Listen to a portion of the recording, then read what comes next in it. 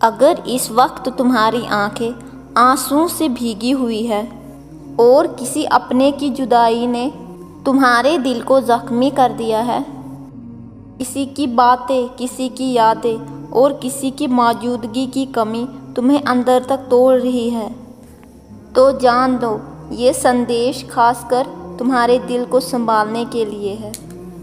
یہ الفاظ تمہاری تھکی ہوئی روح کو سہارا دینے کے لیے ہے۔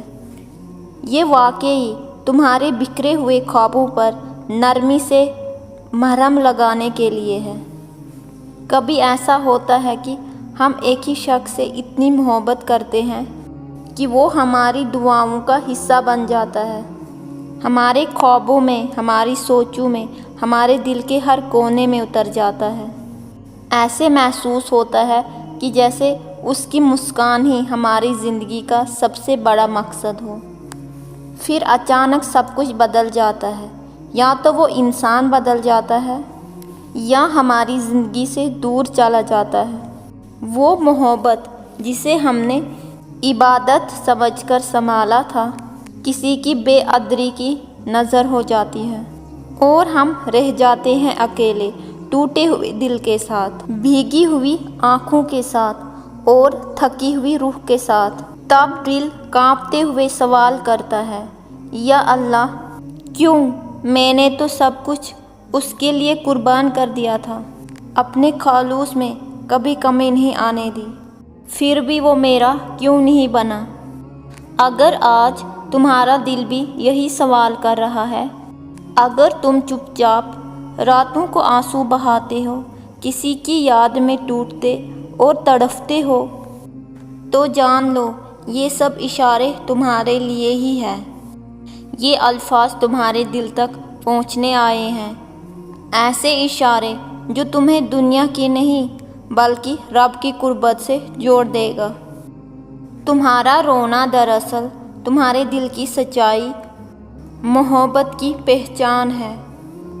وہ آنسو جو تم کسی کے لیے بہا رہے ہو، یہ بتاتا ہے کہ تمہارا دل ابھی بھی زندہ اور محسوس کرنے والا ہے۔ تم بے جان نہیں ہو، تمہاری روح میں ابھی بھی جذبات باقی ہیں۔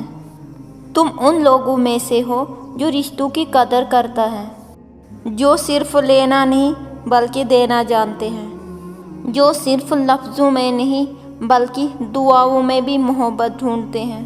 اور سنو، اگر تمہاری آنکھیں بھیگی ہوئی ہے تو یہ نہ سمجھو تم ہار گئے ہو، تم ٹوٹے ہوئے نہیں ہو، تم بس ایک نئے آغاز اور سنورنے کے مرحلے میں ہو۔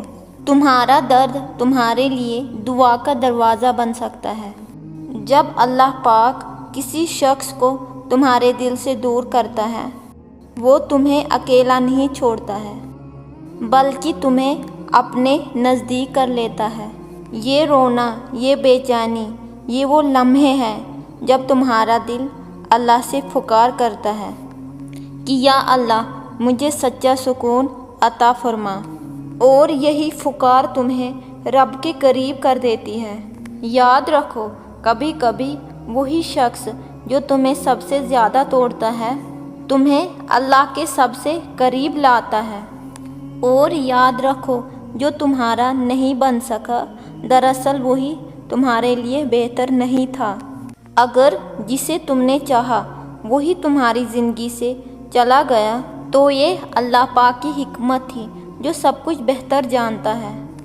وہ رب جو دل کے چھپے راز جانتا ہے، وہ جانتا تھا آگے جا کر تمہارے لیے کیا فائدہ ہے اور کیا نقصان۔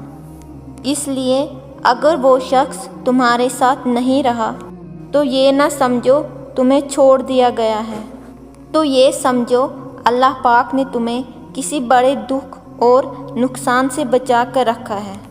اور سنو، کوئی بھی انسان مکمل سہارا نہیں بن سکتا ہے، اللہ پاک ہی کافی ہے۔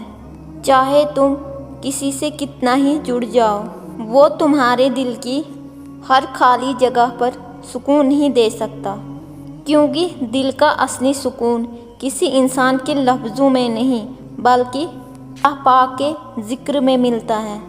قرآن پاک بھی کہتا ہے، دلوں کو سکون صرف اللہ پاک کے ذکر سے ہی ملتا ہے۔ لہٰذا اگر تم روتے ہو تو اپنے رب سے بات کرو، اس سے جسے تمہارے آنسو بھی سمجھ آتے ہیں اور جو بنا لفظوں کے بھی تمہاری درد بھری دعائیں سن لیتا ہے۔ تمہارے بہائے ہوئے آنسو کبھی بیکار نہیں جائیں گے اگر تم اس دنیا سے نہیں بلکہ اللہ پاک سے سچی اور پکی والی دوستی کر لو گے۔